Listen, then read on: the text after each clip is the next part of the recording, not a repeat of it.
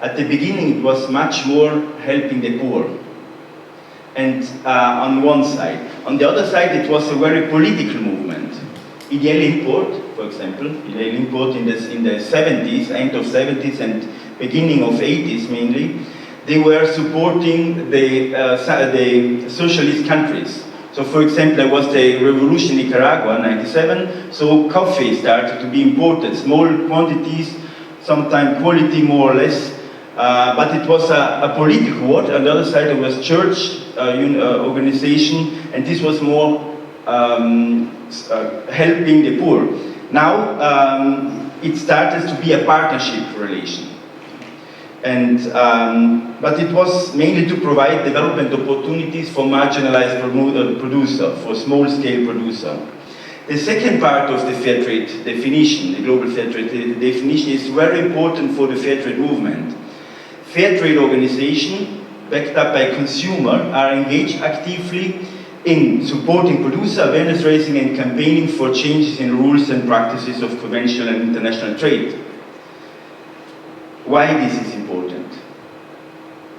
In UK, you have many licensees. You find in the market a lot of products with the fair trade label, Fair Trade Foundation. These licensees, these people which put, these companies which put on the label, KitKat, like Nestlé, they are not doing, mostly are not doing this. They don't give support to producer. They don't do awareness raising. They don't want to change the rule, conventional rules. What they try to do is to change the rules of fair trade to make it a little bit simpler and easier sometimes. We have seen this. We have seen this. They want to bring in big plantations, big producer, because it's easier for them to work with them. This development tool has become a marketing tool. So if at the beginning, the ethical sensitivity of fair trade and consumers was the driving force through which self-development opportunities of small and marginalized producers had been created, gradually the ethical demands by mainstream consumers assume priority. This is what I call the shift, the metamorphosis of fair trade. First, we support producer. This was the main goal, to support marginalized producer.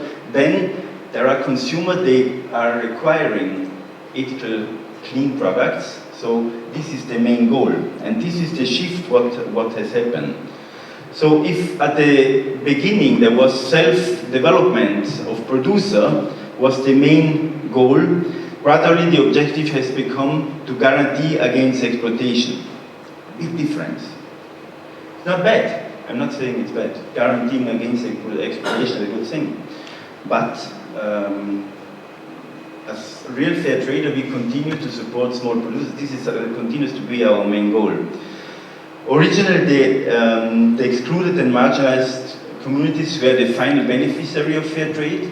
With the time, it has become the demand of consumer become more and more important, almost the point of being the main need to satisfy. But, and this is what I also believe, that we as original fair traders, we need to show our identity. We cannot have as fair trade organization which like Tradecraft, like EPA, like Oxfam Magazine du Monde in Belgium, or Intermon in Spain, or Sistema Alto Mercato, the organization I work for in Italy. We cannot have our products with the same label like Nestlé. For us, it's not, we can, it's good that Nestlé is doing, and they are checked, and we hope that they will increase. They will not use it only as a marketing tool, but they will increase their volume. There's Cadbury, which is investing a lot in fair trade. There is now Ferrero in Italy, which has decided to buy within 5 years 20% of their cocoa from fair trade sources. So excellent. But fair trade organizations do something more. There is the whole awareness raising, campaigning, producer support, partnership, long-term partnership, prepayment, and so on. There is much more, but we need to show this to the outside. There is no one model of fair trade. fair trade has developed differently in different countries.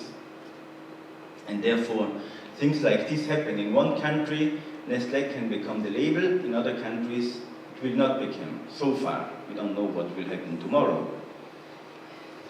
Then from mission-driven companies to profit-driven companies. We have seen in UK here the competition with fair trade bananas, lowering the price, dumping prices with fair trade bananas, making the producer crazy because they had to start to produce more and more and more because the demand went up. And then this battle with fair trade bananas, price dumping stopped, and the producer, they had mountains of banana, they didn't know what to do because the market has collapsed. So this is why they're doing this, because they are not looking at the producer, they're looking at the profit. So competition.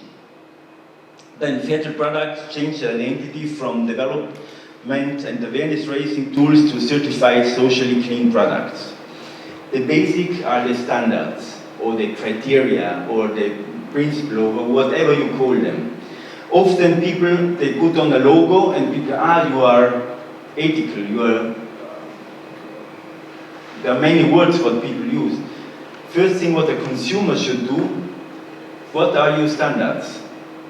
Quickly ask, what are the standards behind? Because the logo is the last step. We cannot change the world fair trade, but in the small scale, microeconomics, things become better, definitely.